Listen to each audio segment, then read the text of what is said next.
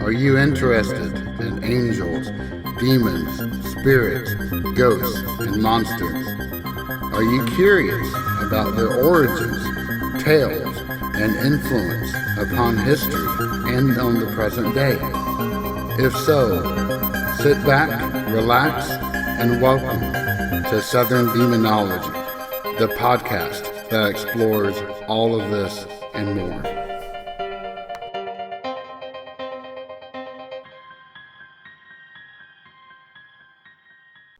Hello all, welcome back to another episode of Southern Demonology, and as always, I am your host, JJ. Our lives are measured not by birthdays, but by the events that fall between them. I was reminded about this quotation from the TV show The Waltons. Yes, please don't be surprised. Because A, my birthday was in the beginning of January, and B, I am at the age where I literally forget how old I am. I actually thought I was a year older than what I actually am, and have thought that for the entire year. Sad story, but very true. Hopefully, with the events of the past couple of years, that can be forgiven, but that's another story. Yet, this episode isn't about my failing memory or an inability to perform simple math. I thought that as we are now in the new year, 3 months in to be exact, I would give a preview as to what I hope to get accomplished for the rest of the year in terms of the channel. Fitting, as I gave a summary of the past year in one of the last episodes of 2021. First, at the end of the last year, I was temporarily exploring the social audio platform called Wisdom, and had considered doing some shows or impromptu talks on that platform. In fact, I had done an overall summary of what Southern Demonology is, in addition to a 25-minute talk where I covered some of what this episode actually does cover now. However, I will not be continuing on that platform. I have nothing against it, and the idea behind it sound, get it? Sorry, couldn't resist. And yes, I am a cheesy bastard. One could have others join in on the conversation, and creators earn coins which can be redeemed for real cash. Those are very positive things. Yet there are more than a few flaws. First, it's a mobile-only application, which means that one cannot use audio equipment already in use for a podcast. And yes, while wireless earbuds have come a long way, they have not come nearly far enough. Second, the amount of compensation awarded is so ridiculously low that it's simply not worth investing in it as an alternative platform unless one did nothing but that. And third, even though it's a mobile-only platform, it only supports Apple ecosystems. And I'm sorry, I have been a huge fan of Android for a very long time, and if you cannot support an Android ecosystem, then I'm just really not interested.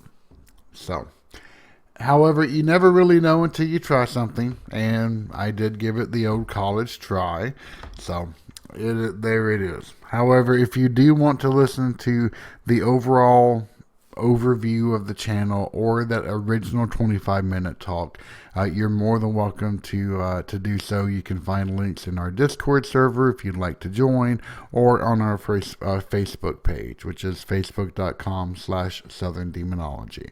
You'll also find links to all of our stuff, including our Patreon, in the description of this podcast episode.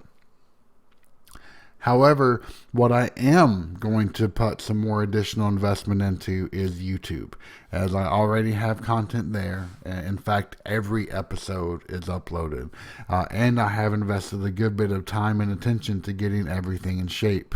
In fact, if you ever wanted to listen or watch, as the case may be, to Southern Demonology, but wanted everything organized into predefined playlists, such as ghost stories, demonology, or tales from Japan, then that is a great resource. Also, as I said before, every episode is up there. Yet, unless you are already dependent upon YouTube, there really wasn't a reason to go listen to Southern Demonology there. So, I will be creating a combination of video shorts and custom content there going forward.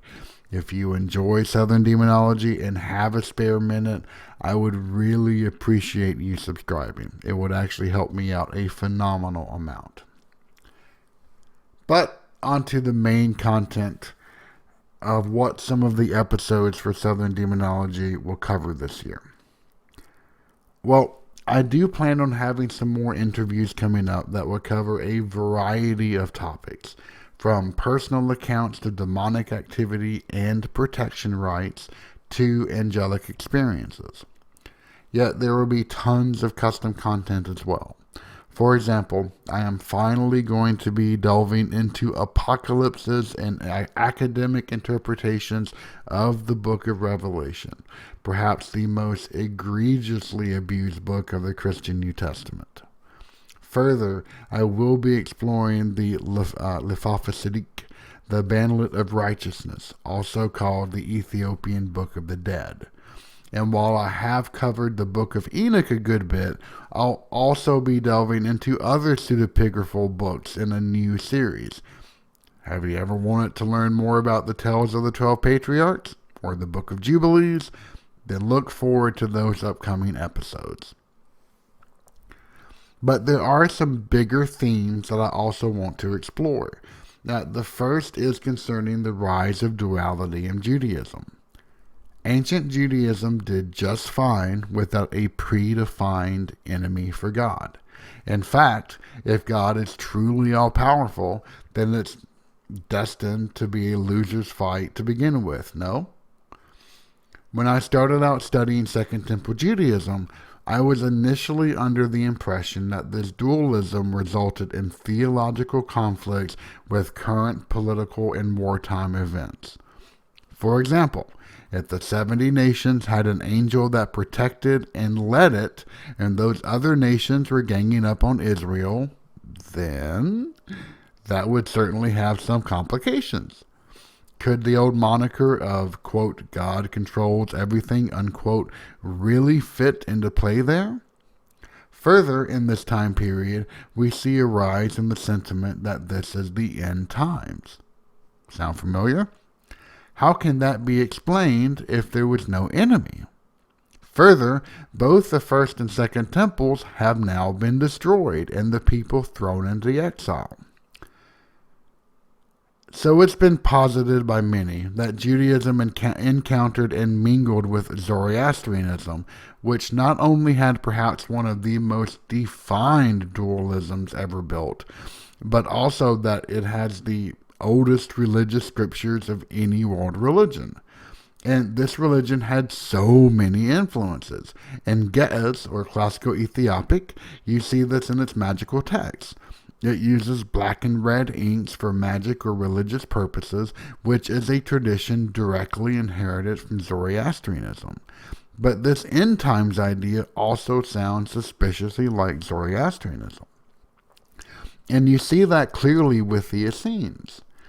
The authors of the Dead Sea Scrolls firmly believed that they were going to be fighting an enemy they referred to as the Kittim, but we know to be the Romans. And they firmly believed that angels were going to be fighting with them. There's even the War Scroll that dictated how humanity was supposed to act in the presence of these divine beings, down to how far out latrines should be dug in order to not sully them. All of this is to say that I am keenly interested in exploring the possible links between Zoroastrianism and the rise of dualism in Judaism. And if you wanted a crash course on Zoroastrianism, then please check out our episode on that. Another theme will involve some of the inconsistencies portrayed in modern exorcism. See, exorcism is portrayed as a direct conflict of wills. And this conflict can drain an exorcist of everything that's enjoyable about life. And you can find references to this in several books on the subject, most notably Malachi Martin's Hostage to the Devil, which I have referred to quite a few times. Yet, Martin's interviews tell a slightly different tale. Have you ever listened to Art Bell by any chance? He was a radio host for decades that covered anything supernatural, alien, or just plain weird.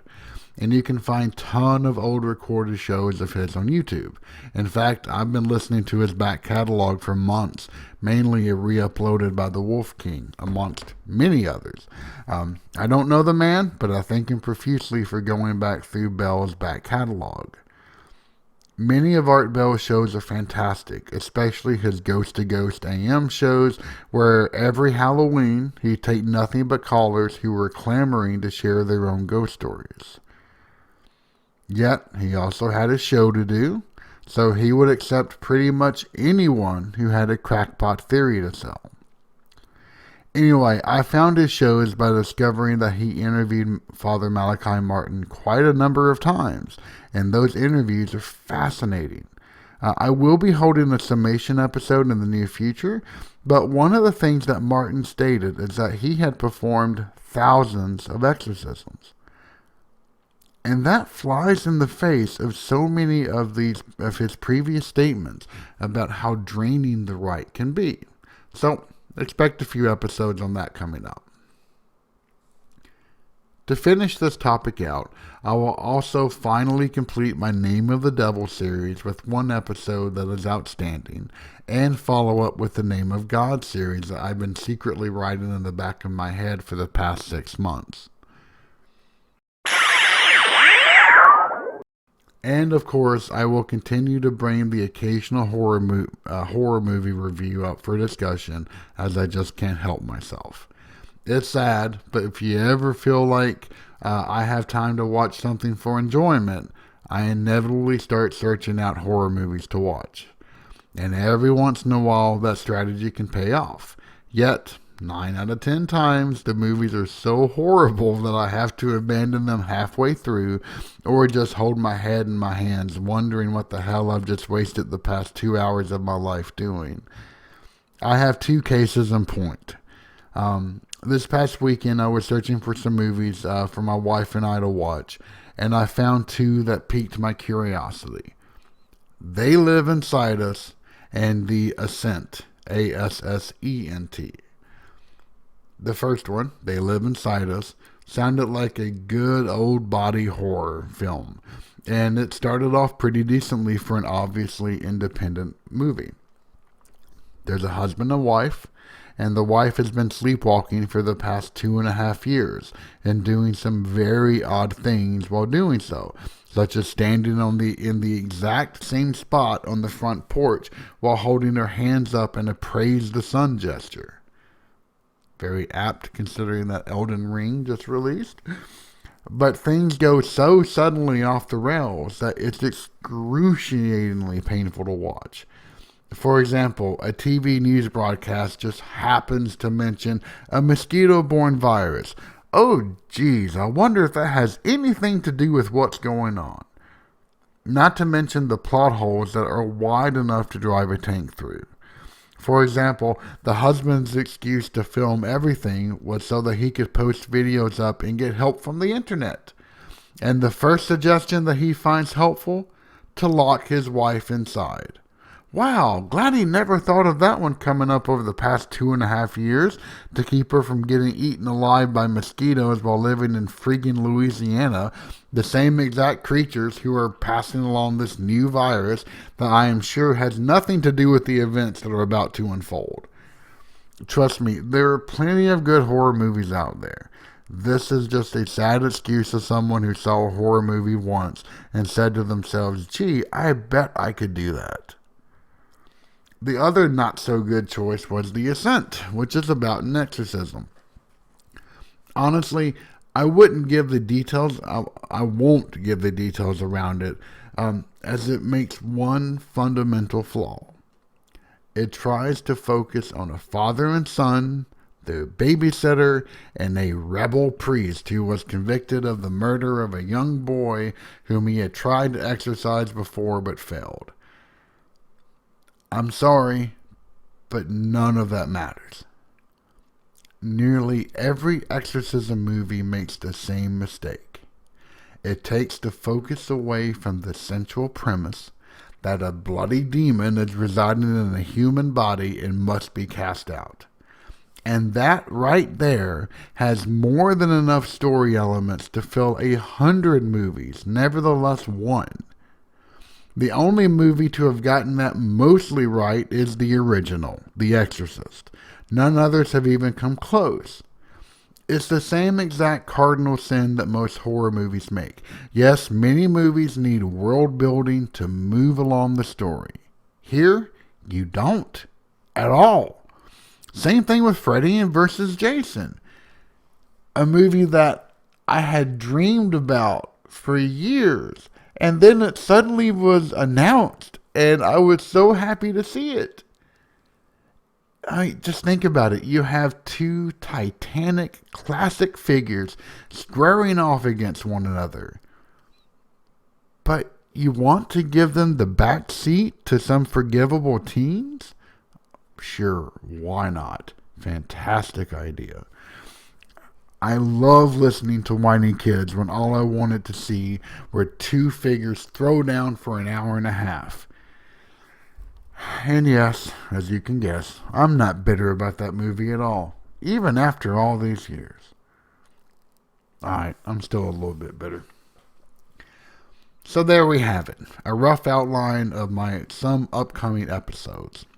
Though if I'm honest with myself, there is one other thing that I want to happen this year, and that is to write a book on some of the topics that I've discussed over these many episodes, along with the few that are still percolating in the old noggin. Not sure if I'm going to be able to find the time.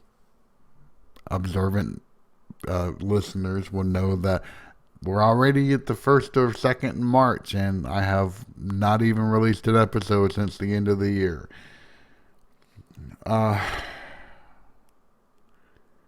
But this is an eventual goal. Part of me wonders if it would even be worth doing, but then I think back. Someone wrote that craptastic piece of crap, the Bible Code, and others even bought it. So why not write a book that would have, actual research and facts? Funny story, a fellow religion major at my school bought that book and was excited to read it. We still make fun of him for that to this day. Hey, it's what a good friend should do, no?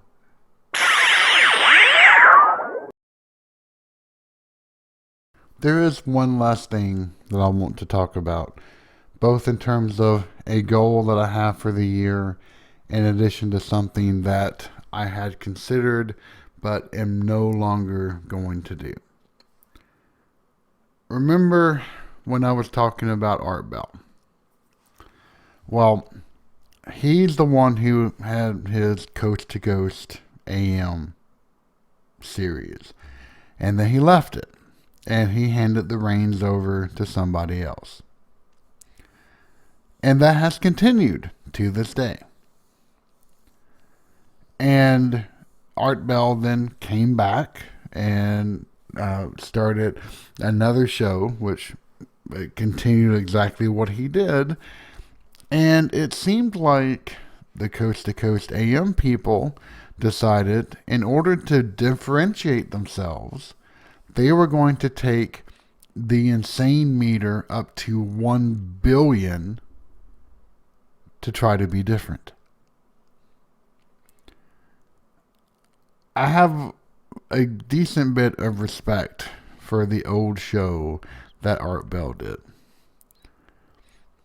And there were a handful of decent coast to coast AM shows I have listened to. And so I have begun putting together a media package in order to start requesting radio and TV interviews. Because I'm really wanting to take this podcast to the next level. And I'm still going to do that. In fact, I have a rough draft. I've got some friends reading over it. And I've got a nice email template already designed. So if you happen to know of anyone who is looking for interviews, please feel free to pass that my way. But one of the shows in which I had considered submitting for was Coast to Coast AM. And this is with me knowing that there was a fair bit of crazy that was on that channel. On that radio program. That is until today. One of their recent uploads showed up in my YouTube feed entitled something about the Nephilim. And you know me, if I see Nephilim, I'm all in. So I listened to it. I'm not going to give this person's name because they don't deserve that. But the person being interviewed had been a guest 18 times on this bloody program. And this person begins by espousing the hollow earth theory. Which, if you don't know what that is, you're better off not cluttering your mind with that garbage. But if that's where it began and ended, that would be one thing. But oh no, it gets much, much better. This person then moves on to the Nephilim and how, he conflates everything to the ends of the earth.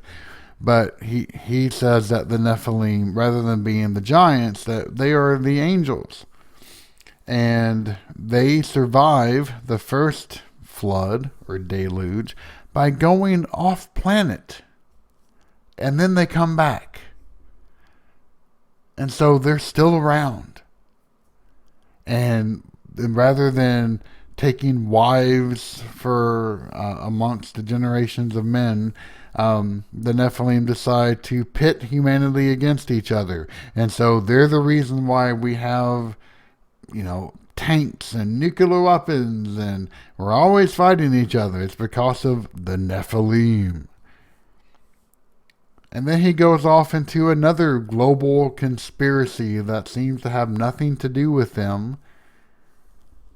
And then he winds up by saying, COVID was just created because we were getting too close to the truth. And so they released it. Again, this they, never bloody specified.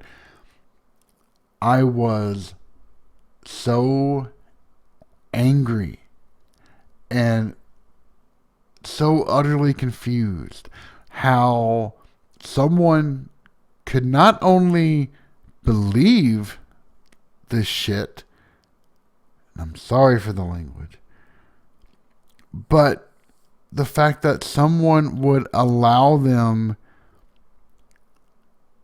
to speak on these insane theories. It literally boggles my mind. And so after hearing that, no, I have washed my hands of ever wanting to submit for that idiotic radio show program. I realize that they have content to do. But if you allow that level of crazy to come back, not just once it could have been a mistake.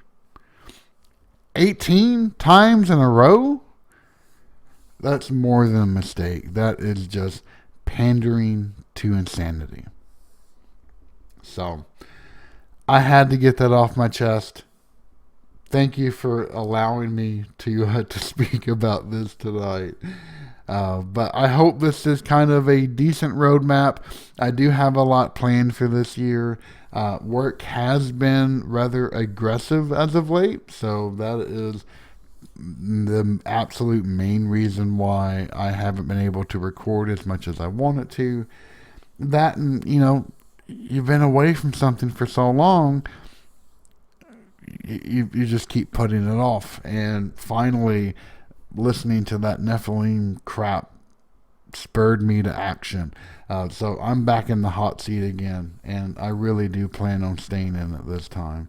So anyway, thank you very much for tuning in. I greatly appreciate it. If you have any questions, feel free to reach out to me. Information will be in the description, in addition to at the end of this episode in the outro. But otherwise, feel free to visit us on our website, southerndemonology.com, on our Discord server. If you want to support us through Patreon, please feel free to do so. Although, of course, no obligations, goes without saying. And yeah, I hope you are staying safe out there. And hopefully the world will return to some semblance of normal soon. Although with the whole Ukraine thing, God only knows. But stay safe, and we'll talk to you later. Thank you for listening to Southern Demonology. Find us online at southerndemonology.com, where you can find all of our social and podcasting links. Also, if you have a moment, please feel free to rate this podcast and leave any encouraging feedbacks that you may have. As always, I am JJ, and it has been a pleasure getting to talk to you today.